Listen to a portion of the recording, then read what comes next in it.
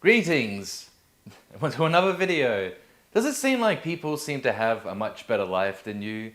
I mean, I'm sure everyone notices. We all know someone, a friend or companion, an acquaintance, whatever, just an enemy, nemesis, that just seem to have a much better life. It's not just, oh, they're a bit more attractive than me, oh, they're making more money, they get laid more, this and that and the other. No, it just seems like everything. It seems like everything they're doing better. I see people, they have like a great love life and a cool job. They're getting, at least plenty of money. It's something coming through. They have a nice house. If they have a family, kids, like their extended family is better. They have better friends. And if not like a family, then they're getting laid more often. They're having like more of that, more success with online dating and just a higher sexual market value. One important thing to address is that some people seem like they are more attractive, and that really can lend itself to getting more good things in life. Like I just think the reason is that they're much better. They have much better lives in so many different things is because if you start to get one, two, or three good things going for you in your life, you get highly encouraged to keep going and ride that wave of goodness so that you get like just even more good things. They just really start like coming to you, and you need to start off in a particular place. And I think attractiveness is a good place to start with, really. I mean, if you're good looking, boy, you're really getting it now. I mean, you could just have people walk up to you and give you money. I mean, it does happen. Or they walk up to you and give you a job. They say, do you want to be an actor? Do you want to be a model? I mean, this is the sort of thing that happens. This does not happen to ugly people or average looking people. People just don't come up to them and give them free shit. They have to work and earn it. But I think once you get like one good thing or two or three good things in your life, you can really start to get more goodness in your life. Like, just here's an obvious example, but if you start getting a lot of money, then you're gonna live in a bigger, nicer house. Or really, you just have the choice. You have more choices. Like, well, if you want to live somewhere shittier, go right ahead and you can like hold on to a bit more money. But that's kind of like an obvious thing. Like, you're living in a better neighborhood. You're living in just like a generally a better place. You're literally in a better place in your life. Another clear example is if you're attractive, you're gonna get laid more. Like, it's just easier if you just put yourself out there. Like, get a good photo of yourself, put it on whatever dating site. Yeah, you're gonna have like more people, coming towards you. You're going to have the good old halo effect going for you, where people just perceive you as being a good person because you're good looking. That you're more likely to get a job. Like especially a job that involves just being kind of like the face of the company. Like even retail work. You're just that little bit more likely. I mean, a manager might just look at you and think, he's getting all fucked up and sexual in the head about it. He's just like, oh, you're a sexy looking piece of ass.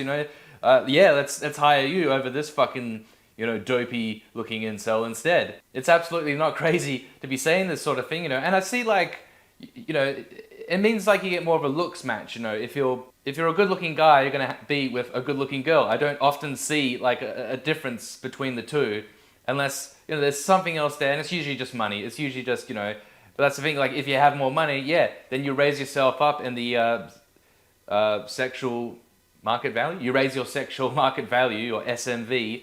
That gets raised up simply because you have money. Like, this is another thing where you got something good in your life, and it's causing more good things to come to you. Now you got like a hot girlfriend. She become a hot wife, and then you could start a family. You got the money for a big house and everything. You're all living together. You got the dog and the everything.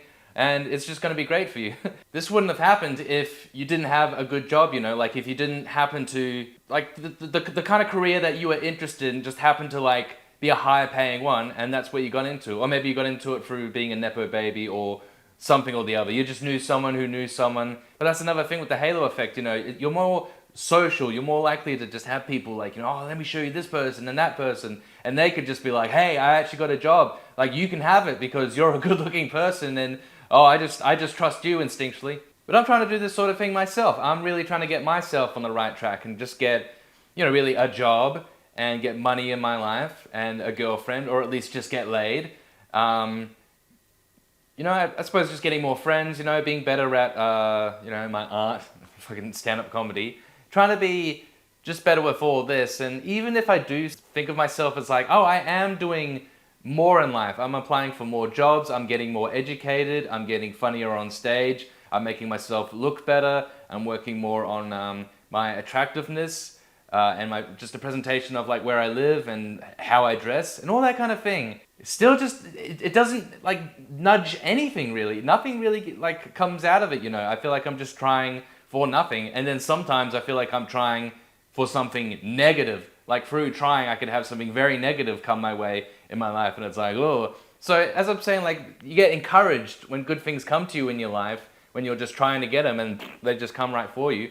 But if you're trying and like you don't just fail, you have the big failure, you have like a negative kind of failure that fucks you over, it's definitely disencouraging. I mean, I'm trying to ride that wave. I'm trying to ride the wave of goodness, like just find a little bit of goodness in my life and try to ride that and try to get like more and more out of life. But I don't know, it just seems like I'm just stemming the tide instead. I just have a whole bunch of bullshit coming my way in my life that just really knocks me down even further than where I started previously. Like I should have just stayed in bed and not even tried at all because it would have been better. So it is a shame that like this is just how it's got to be for some people. Obviously I'm not the only person in the world, you know, like perhaps if you're watching this video you feel the same way. You're trying and you're trying and you're trying to just simply get good things in your life. You know, you're trying to be a good person, to get good things, but that's not how it works. You don't just be a good person and get good things. The world does not work that way. Humanity does not work that way, unfortunately. It's not like people work hard and then they get the things like we can all do this. Like it's just not the case at all, you know.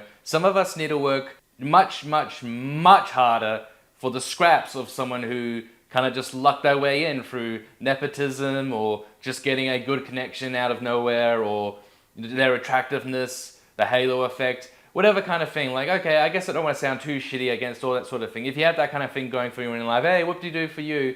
But it's just very disencouraging when it's just the other way around, when you're working so damn hard and getting nothing out of it, you know, you're getting even less than nothing out of it. And it's just made me think that this life isn't a competition. It's just a contest, you know. We all put our chips in, and if you win, you win. I mean, that's really it, you know. I guess you got to work. I think everyone's got to work at least something, right? Right? You got to like get out of bed and do something, even like the smallest amount of something. And yeah, you will get something out of it, maybe a whole lot of out of it, you know, like a multi-million-dollar fucking job.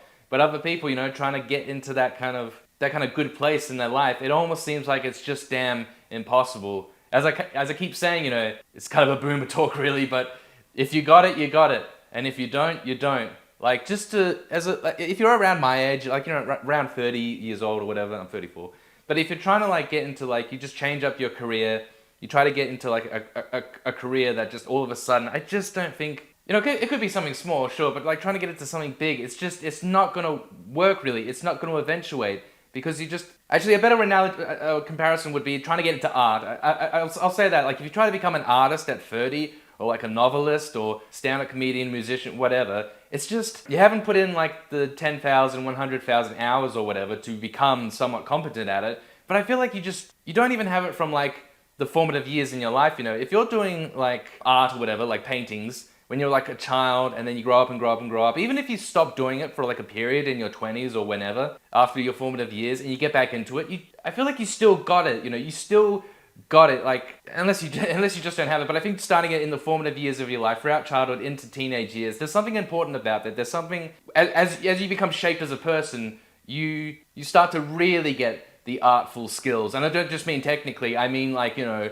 true artful skills, like how interesting your shit can be, you know, how much it can just really be good rather than just, oh, it's competent, you know. So if once you put the 100,000 hours on top of that, yeah, then you're really gonna start getting it. But I just feel like if you do it in your 30s, good fucking luck, you know, unless you're going back into it. You already did it before and you're going back into it. Like it's gonna be tricky, I'd say. That's why I'm not good at stand-up comedy. And this is why I just feel so damn black-pilled about success and failure and status, because I don't think it's a real true indicator of how much a person's worked. You just can't tell. You can't, and I've really got to look and see what it is that they've done, you know. I mean, obviously if I see someone's with like an attractive, nice woman, I look at them and I'm like, oh, are they attractive? Yes, they are, you know. Well, there we go. Like that's easy to see. If they're not attractive, and this is rare, but if they're not, then I am like, I guess it looks like they have money, you know. It looks like they had or they're acting like I see a lot of like just whatever 60-year-old Australian white dudes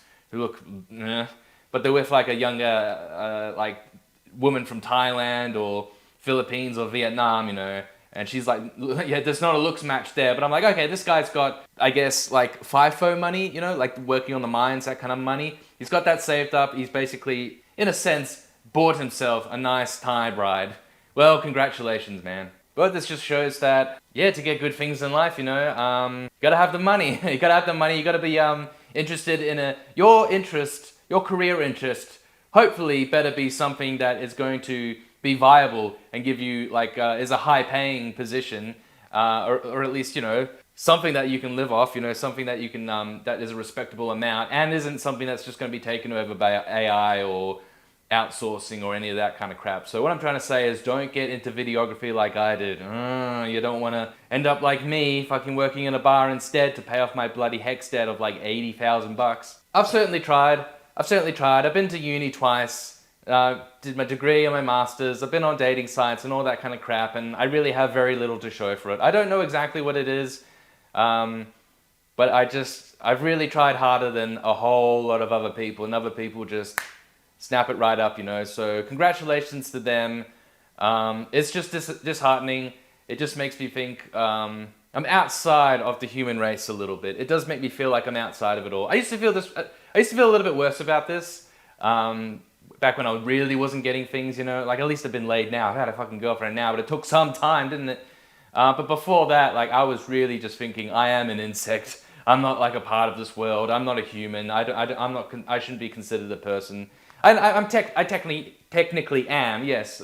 I'm not like trying to be too existential, but I just don't feel like it at all. And I still feel this way a bit, you know, just with just the amount of effort that I have to put in just to get, you know, just an average, mediocre life, you know, that would be nice. That would be nice. But there's just other people out there that are just good looking, so they get a nice wife, so they have nice kids, so that they have a great job. Especially if that job is to do with, you know, like how it is that we look, you know, the whole visual aspect, which is very important, it seems, in a whole lot of jobs, not just modeling and acting.